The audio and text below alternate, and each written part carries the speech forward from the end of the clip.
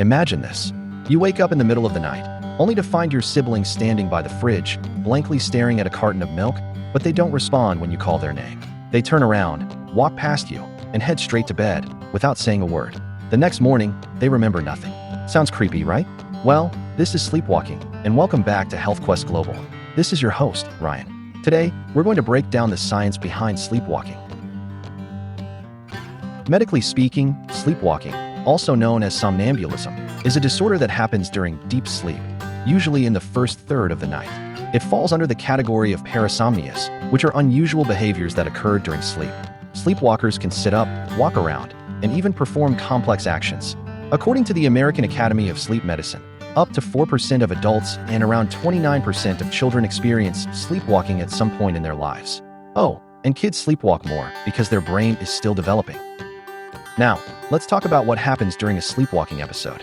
Some people just get out of bed and walk aimlessly, but others might do bizarre things like getting dressed for school at 2 a.m., cooking a meal and not remembering it, and even trying to leave the house. A study found that some sleepwalkers have driven cars, used dangerous objects, and even had sexual behavior, all while completely unconscious. The worst part? Waking them up can be really difficult, and they often have no memory of what happened. There's even a rare but real condition called homicidal sleepwalking, where people commit violent acts while asleep. One famous case?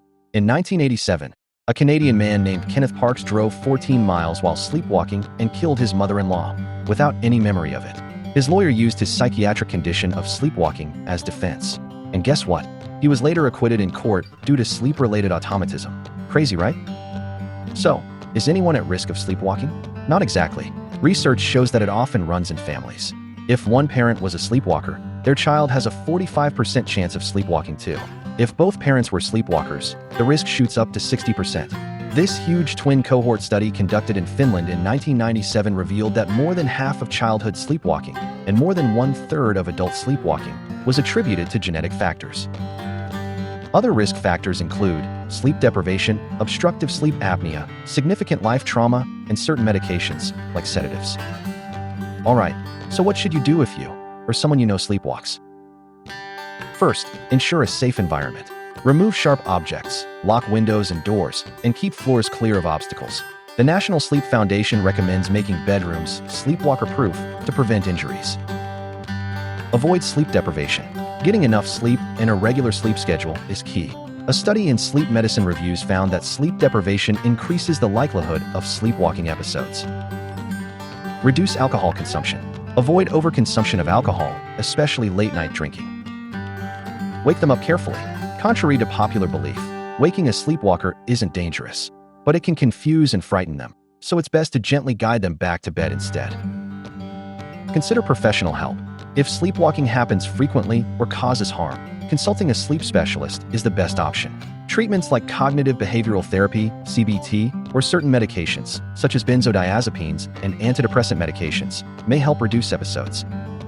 So, the next time you hear strange noises in the middle of the night, don't panic. It might just be a sleepwalker on an unconscious mission.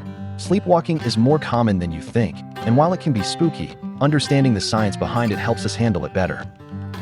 What's the weirdest sleepwalking story you've ever heard? Drop it in the comments.